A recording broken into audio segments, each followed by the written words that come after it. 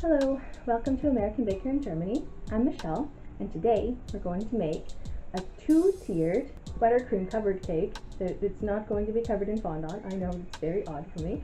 This cake is going to have chocolate cake on the bottom and chocolate chip cake on the top tier. And it's going to be covered in fruit of various different kinds and a few fondant flowers. Now this particular cake is for a family get-together. My husband has a very large family, as I have mentioned before, and this kind of a cake is actually appropriate for a lot of different kinds of occasions. This one is the family party, but it's also the 60th birthday of one of my husband's aunts, and but this kind of a cake can also be a wedding cake. I mean, it's very versatile. It can be for a lot of different kinds of occasions. So I'm going to call this the two-tiered buttercream wedding cake with fruit and flowers. But you can call it whatever you wish for whatever occasion you were using it for, or in our case, our family reunion kind of a party. So I hope you like what we do today, and let's get started.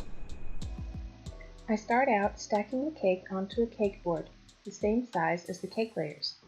I stick the cake onto the board using buttercream and fill the cake with raspberry jam.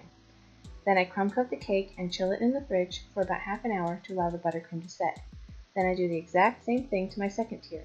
Don't worry if a bit of jam drips down the sides, the buttercream will catch most of the drips in the crumb coat. After the buttercream has set, I ice the cake again. Since I'm not covering this cake in fondant, I use more frosting than I normally would. I want to try not to see the cake through the buttercream on the sides, and I want enough to smooth it really well. Then I do the same thing to the second tier. If you decide to make this for a wedding, then I would suggest adding another layer to make it taller, since most wedding cakes are fairly tall. Then I use buttercream to stick the cake to the final cake board and place my 10-inch tier in the middle. I spend some time touching up the icing again, just to make sure it's covered really well and is really smooth.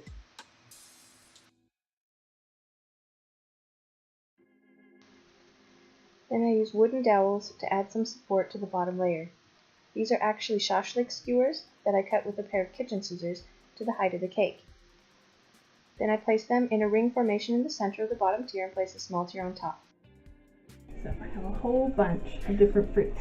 I have blueberries, I have strawberries. I left the tops on the strawberries because I think they're more beautiful with. I have raspberries, cherries. I've halved some of them and I've kept a couple whole, and blackberries.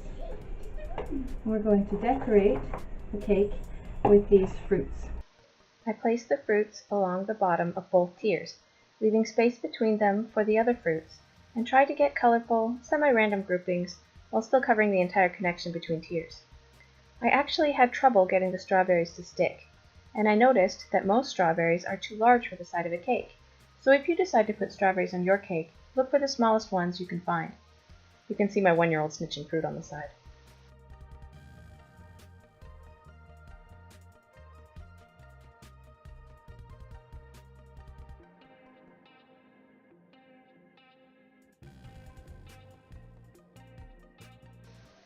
Once I had placed all my fruit, I noticed that it wasn't very stable, so I stuck it to the cake using a dab of buttercream. This is also not the kind of cake that keeps for long. Try to add the fruit as close to the event as possible. Otherwise, beads of moisture will appear on your cake that come from the fruit, which contain a lot of water. Now it's time to make the fondant flowers. First, I'll show you how to make a fondant rose. It's actually really easy. You'll be surprised how easy this is. I roll out a piece of pink fondant and cut out a handful of small circles using the end of a piping tip. How many should you cut? A bunch. I've made fondant roses with as few as 3 petals and as many as 13, however large of a rose you would like to make.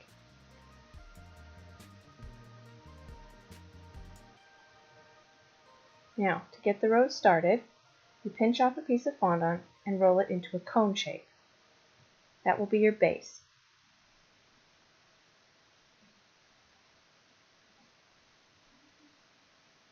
Then you take your circles and flatten them out a bit. Rose petals aren't perfect circles, so you don't want these to be either. You can use a taper tool, a ball tool, or your fingers, to flatten one side of the petal. You want the edge to be as thin as possible, but leave one side fat to attach to the base. Then wrap your petal thick side down around your cone, overlapping the sides.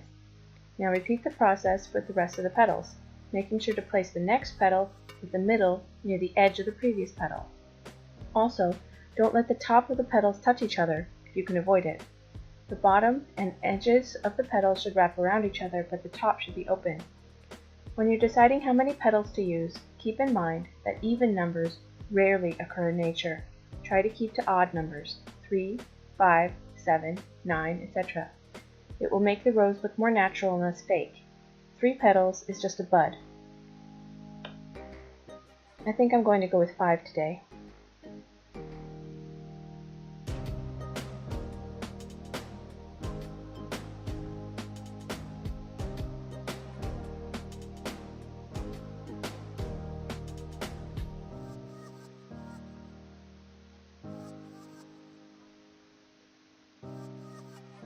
When you have as many petals as you want, the last step to really make it look like a rose in bloom is to slightly roll the outside petals towards the outside to open it a bit.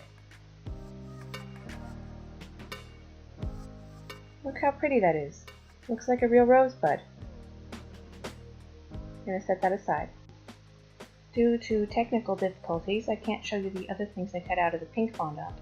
I can tell you it was very similar to what I made out of white fondant, but I also cut out the number 60 using a cutter set I have. Here I'll show the rose a couple more times with different amounts of petals. If you're having trouble getting your petals to stick to the base, use a bit of edible glue or a tiny bit of water at the base of the petals. This time I made a rose with 9 petals.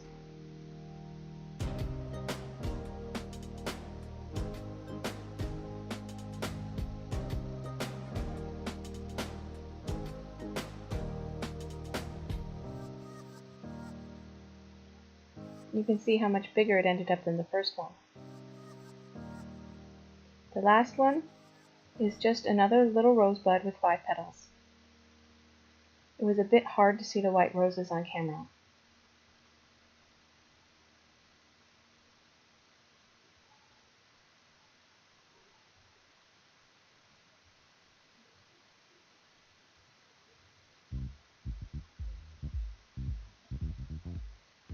Then I rolled out some more white fondant and cut out a few flowers and butterflies with daisy cutters, butterfly plunger cutters, and tiny flower cutters. I used the smallest ones on top of the fruit to give it a spot of color, and I cut out all of these shapes out of the pink fondant as well.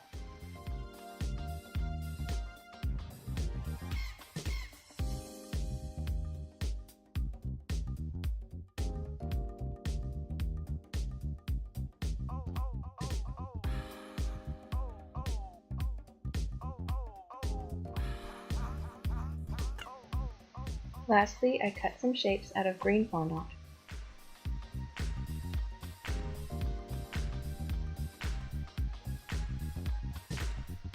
I start out with a star-shaped flower cutter, is how I think it's usually sold, but this cutter makes the perfect base for a rose. I had made 4 fondant roses in total, so I cut out 4 of them and placed them on the base of my roses.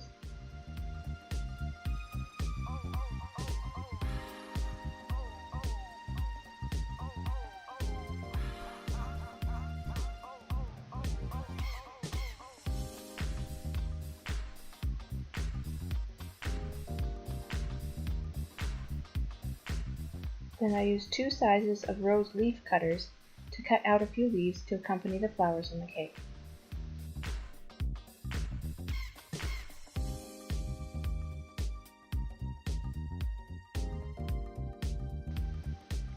I placed the roses and the number 60 on the cake. The buttercream had crusted, so to get my decorations to stick, I used edible glue and a paintbrush I only use for baking. I placed my roses in the foreground so they're all visible from the front, and placed my daisies and butterflies here and there to add bursts of color to my fruit.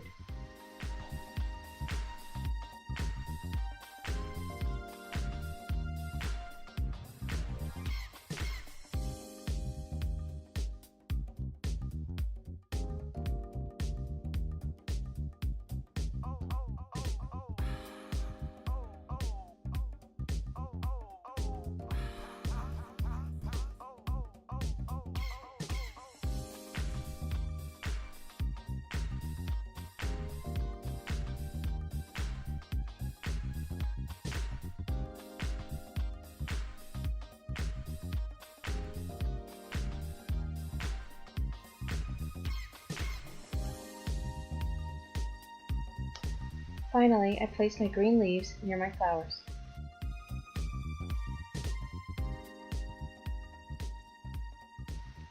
I am in love with this cake. It looks so good. It's super romantic. Everyone wants to eat it. My kids kept begging for fruit. My husband's family loved it at the party as well. This is definitely a good one for almost any occasion.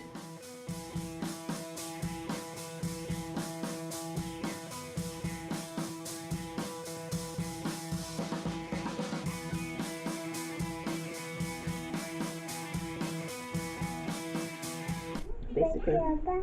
And then, to get it started, we need a little... Yeah? You trying to help?